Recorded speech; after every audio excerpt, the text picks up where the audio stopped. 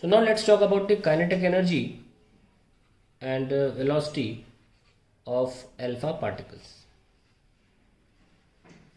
हमारा ये न्यूक्लियस है जो अदर न्यूक्लियस में कन्वर्ट हो जाता है due to instability. Nuclear force dominate हो जाते हैं इलेक्ट्रोस्टैटिक फोर्स द्वारा, जिसकी वजह से ये स्टेबल होने के लिए पार्टिकल्स छोड़ देता है. तो ये मान लीजिए हमारा x है a एंड z, ये बन के आया y a-4z-2 और ये अल्फा 4m2 निकला है कुछ एनर्जी के साथ. वो एनर्जी हमने आपको निकाल के भी दिखाई थी. दैट वाज अबाउट 4.7 ना मेगा इलेक्ट्रॉन वोल्ट. तो हम कैसे लिखते हैं कि ये जो एनर्जी है ये इन दोनों की एनर्जी की वजह से निकल रही है ना. तो we can write half my/vy² plus half m∝ v∝² which is equals to the q value I am getting, and I only want the kinetic energy of this, not this. I only want this. ठीक है.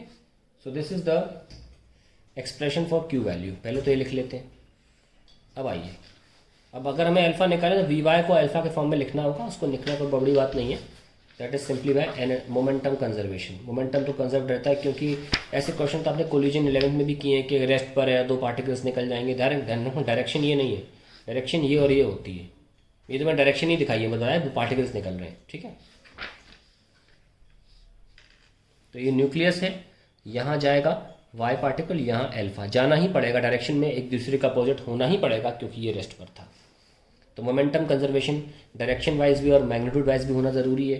तो अब ये minus sign तो use नहीं करेंगे, पर ये लिख सकते हैं कि my/vy is equals to m∝ v∝.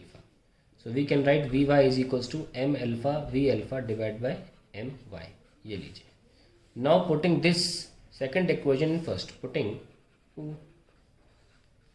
Second and first, we get half m vy के स्क्वायर की जगह I can write m∝ v∝ by my का स्क्वायर प्लस हाफ ये y था m∝ v∝² equals to q. तो यहाँ पे क्या आ रहा है, half my α² is plus half m∝ v∝² equals to q. ये cancel. So we can write half m∝ v∝². क्या बच रहा है, एक m∝ बच रहा है, एक my बच रहा है.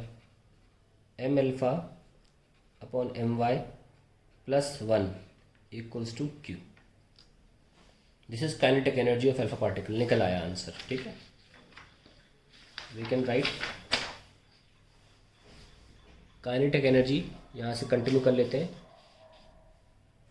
Kinetic energy times 1 plus m∝ upon my equals to q. चलिए हटाओ. तो काइनेटिक एनर्जी क्या आ गया, q इंटू ये my ऊपर रहेगा, नीचे रहेगा my प्लस m∝. आइए my क्या था, मास ऑफ y, और नीचे क्या है, मास ऑफ न्यूक्लियस, है ना. अल्फा और y मिलाकर न्यूक्लियस ही तो बनेगा. सो काइनेटिक एनर्जी आ गया q times mass of y. क्या होगा, mass of one nucleon, mass of one nucleon into जितना मास नंबर था वो था a-4, है ना, upon mass of one nucleon into कितना मास नंबर था a, क्योंकि तो पूरा न्यूक्लियस ही हो गया ना, न्यूक्लियस का मास नंबर तो a होता है. ये कैंसिल. सो काइनेटिक एनर्जी आ जाएगी a-4 upon a into q. That is how you find out the kinetic energy with this formula.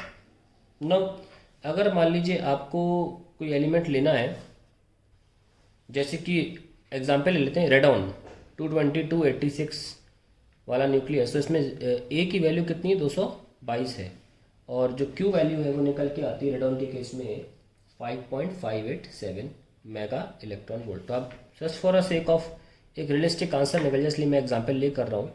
222 - 4 upon 222 into 5.587.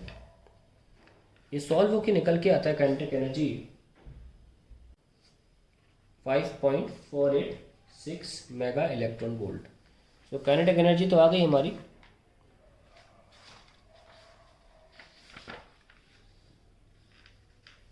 कितनी निकल के आई? 5.486 mega electron volt. Now you can find out m alpha v alpha square is 5.486 into 10 power, mega मतलब 6, electron volt 1.6 10 power minus 19.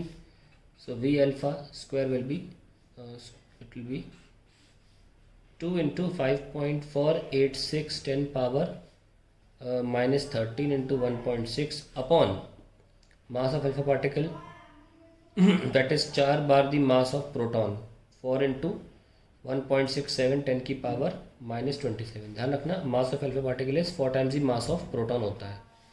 तो जब आप solve करोगे इसको तो निकल के आएगा 1.63 10 पावर 7 मीटर पर सेकेंड। तो हम यही देखना चाहते थे, यहाँ से पता चला कि अल्फा पार्टिकल की इतनी स्पीड क्यों होती है, और यही हमने इस्तेमाल किया था प्रोबेबिलिटी निकालने में भी।